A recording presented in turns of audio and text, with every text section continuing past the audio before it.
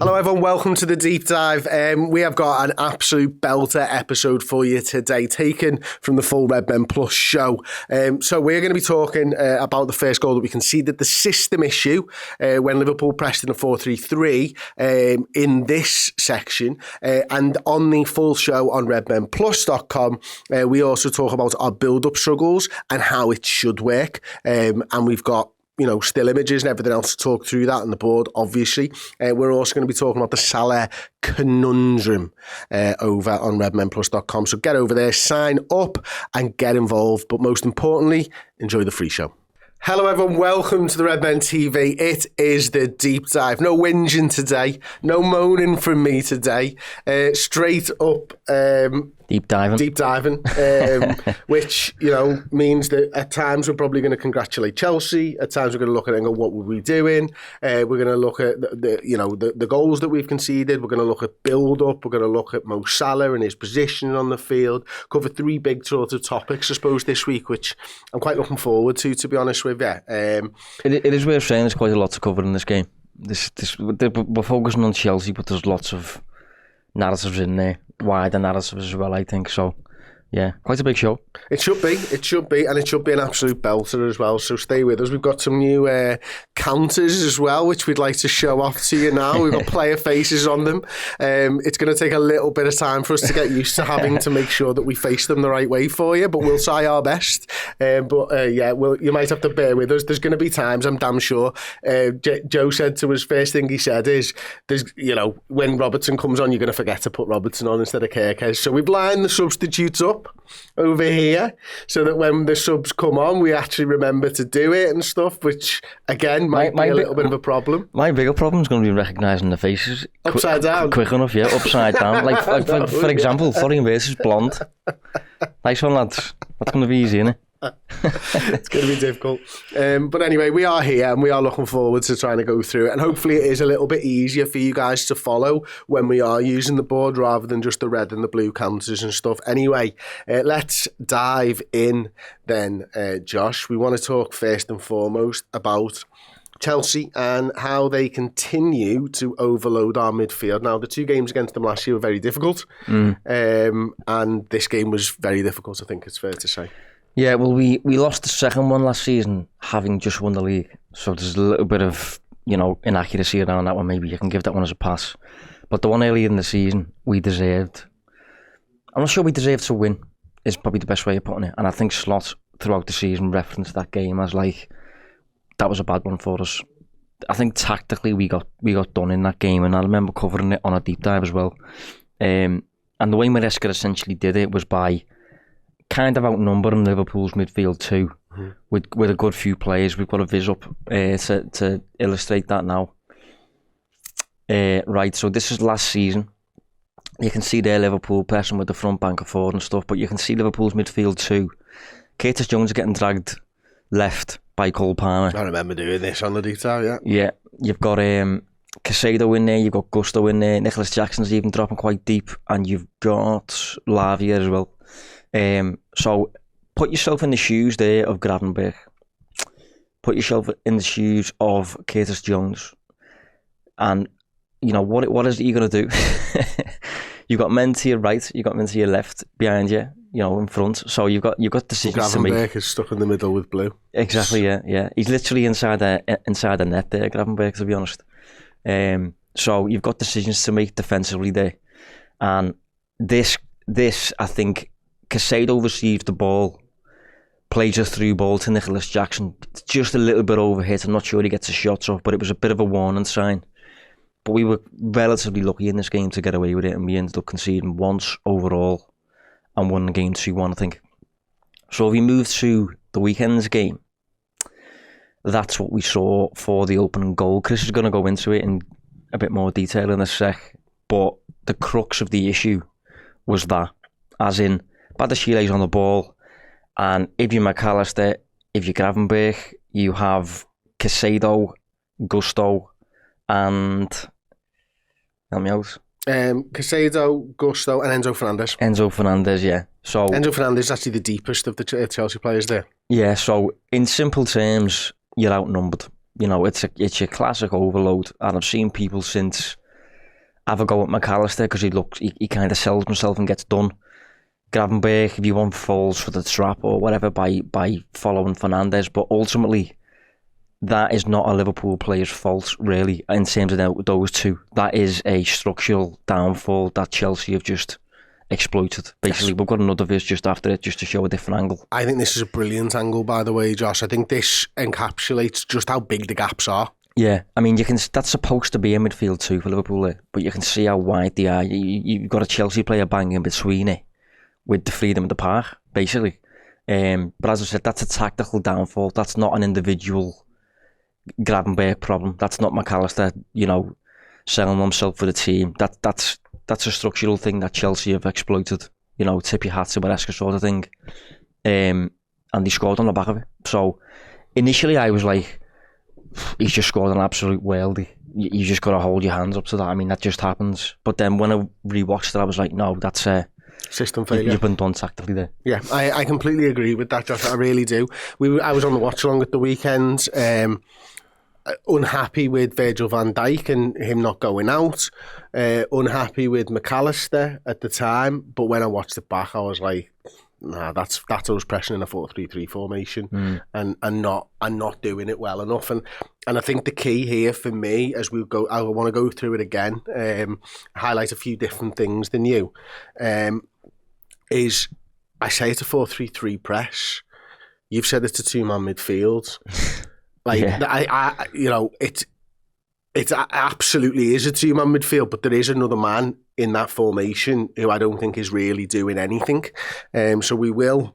And I don't think it's his fault either, by the way. It's a brand new sort of... that was brand new for us, really, wasn't it, at the weekend? Yeah. I haven't seen us do that before, really, the 4-3-3 under slot.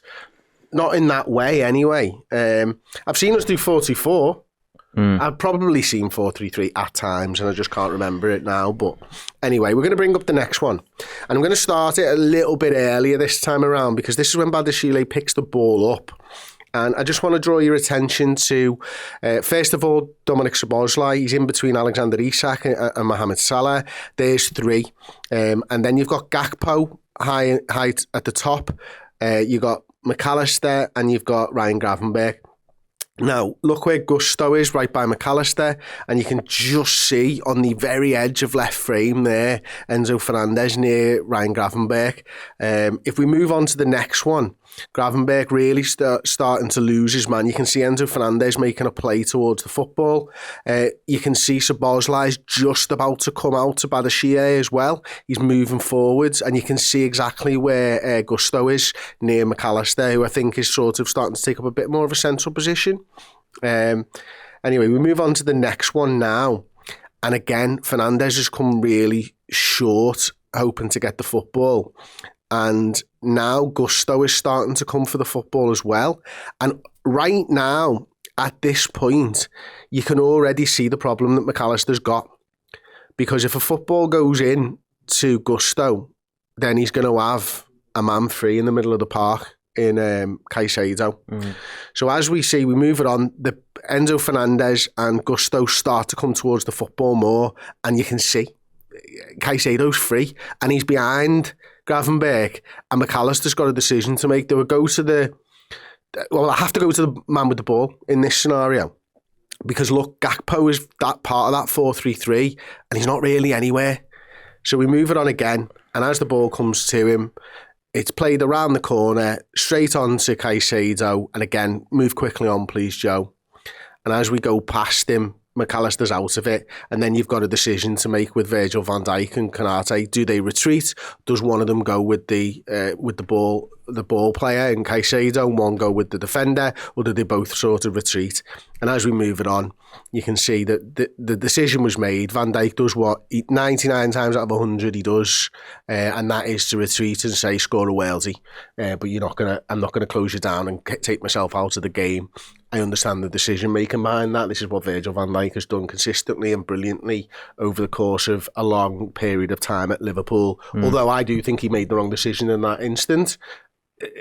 who am I to question that? Because actually, if I'd have carried that on, there's a run there from Gusto, and he starts to become a problem for a slide rule pass anyway.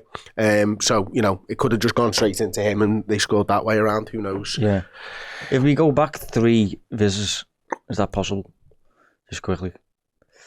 The one before that.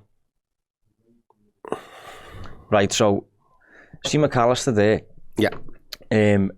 I've seen people have since said to me, like, McAllister shouldn't go or whatever, but like, if you put yourself in McAllister's shoes there, I mean, because of the tactical landscape around them, the way Chelsea have done things, the way Liverpool haven't done things, you are kind of damned if you do, damned if you don't, basically. Like, if he stands still there and thinks, I can't mark 2 men, he's still getting passed around. Yeah, he's still getting. He's just doing nothing in that kind of scenario. He nearly regains the ball, by the way. He's only a few inches away from it, and it's the same if you move it on when Van Dijk is at that point where you're tempted to close him down. You want to close down the shooter, but you also want to hold your position. So, but when it's your classic overload though. This is the position that players get put in when they're overloaded, when they're outnumbered. You get torn between 2 decisions, 2 different posts. Should I go? Should I stay? Is that my man? Is that my man? And that's the kind of thing that happens. And you a lot of the time, you get the kind of reaction is, especially online, the individual player gets criticised. Yeah, and it's not. It's the system. It's the system, usually. And let's sort of talk it through on the board for the first time then. So we've set it up at the beginning of the show for this sort of phase of play because we knew this was the first one. So you can see we've sort of got our 4-3-3 set up here. You got the 3 players, Mo Salah, Dominic Szoboszlai and Alexander Isak. You got Ryan Gravenberch, Alexis McAllister and Cody Gakpo. Badiashi's on the football. What happens is, I think it's fair to say that as Szoboszlai's starting to press, Gusto comes back and drags McAllister, who's always a few yards away, giving himself some kind of option. Gravenberch really comes deep and ahead of play. And Caicedo really just stays still. Now, for me, what should happen in this 4-3-3 when that happens is this should happen. Because, and you'll say, well, there's going to be a free man. There's always going to be a free man. Make it the fullback.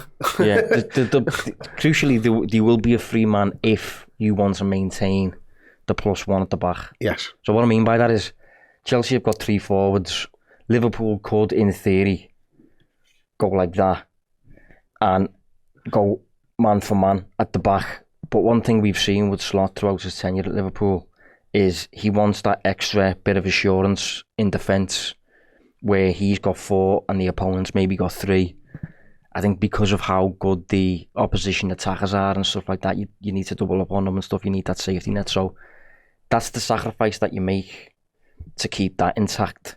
You've usually got a free man up here, which is why Szoboszlai generally is so important, because he can do the running of 2 players, cover 2 different players, and then you don't feel like you're outnumbered then, even though you're hard in the build-up phase. And I think, listen, it's easy for me to sit here and say this is what should have happened, but this for me is a new ask of Cody Gakpo. What he's done is he sort of stayed maybe in between to sort of kind of, maybe I can block off a pass to the fullback or I can get out to him when the danger actually was through the centre. Because as soon as that ball goes in, McAllister's there and you've got a free pass and, then he just drives forwards. And it was almost as simple as that. It was just a nice little give and go. And then, again, this could have been solved by that happening. And what would end up happening is you go there and then you'd start driving. You'd not be in a great position, but you've not given up the centre with Caicedo, which ultimately is still a worldie. Yeah, I mean, you never want to give up the centre, by the way. It's kind of like that in any people who play chess will, you don't give away the centre at the park, you just don't. But I think another potential solution, I think if you're being a bit utopian about it and you're thinking like in a perfect world, I think what ideally might have happened is Gakpo stays where he is and Szoboszlai cuts off the passing lane with his cover shadow. Yeah. So like... Doesn't press. So exactly. So Badashile can't find. I think he ends up finding Gusto as well. He finds Gusto, yeah. So he has to. So he's torn. Well, exactly, another player who's torn. Yeah, another player who's torn. But I think generally speaking, when you see Szoboszlai and Isak or whoever it is just kind of stood there, the idea is they're blocking passing lanes into these guys. But Chelsea have been good at. I mean, if we get up the first viz just quickly from last season, you can see the angle that Reece James has got. It's easy, but I don't think they started the game like formationally with a back three. But if you use the back three, the two wide centre backs that Chelsea are using have got that diagonal angle into the middle of the park. So if you are trying to stop the passing lane, if you're trying to get in the way, it's hard because the ball's moving all the time and they've got them angles and stuff like that. So. Well, that's because Chelsea have been good at exploiting this for Liverpool. It's just, every time I think Liverpool have been done tackling, it seems to be against Chelsea. Yeah, and obviously if we want to come back to the board, one of the things that I think starts this all off, unfortunately, is Dominic Szoboszlai. Because if he sat there, what are you asking the defender to do? What's Badashile going to do if he sits on Moises Caicedo? I think if you're down the slot, will be all it takes is that, and then it's a domino effect. Exactly, and before you know it, you kind of sat on the edge of your box. I think we did that with PSG away a little bit. When you become so intense on putting out the fires and stopping the opposition, you suddenly are not being proactive in any way, and you lose the front bank of four. Suddenly the front bank of four becomes a two, and they drop deeper, and everyone's just deeper then. So I understand like the dilemma there with that. It would have made sense from a defensive perspective. Maybe if you have a lead, you can do that. But the game was level at the time. I think we were about 13 minutes in. So you want to have a goal, but it's been a recurring theme, to be honest, because of this desire to keep an extra man in the back line and keep the back four intact. A recurring theme throughout Slot's tenure has been the press can be beaten. It can be, navigated relatively easily if the team's good in possession and if they play with you and all that. So, listen, a few things needed to happen there. I think Badashile plays a good ball. Perfectly weighted, perfectly placed. Doesn't give McAllister a chance. So well weighted that it's easy for a first time pass, which again is really well weighted. And it was a 30-yard pass that he received. Go on.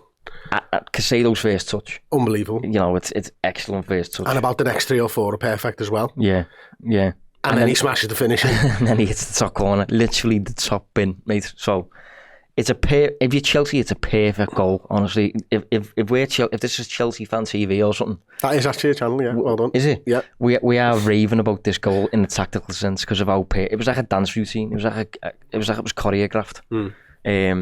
With Badashile standing on the ball, and as soon as he puts his studs on the ball, Fernandes moves and takes Gravenberch with him. Gusto moves and takes McAllister with him. Caicedo frees up. Even Cucurella, which we're going to get to in a sec, moves behind Salah. Perfect. Yeah. We got done. I'm well coached. That was a clip from the deep dive. To check out the whole show, head to redmenplus.com or click the link in the description.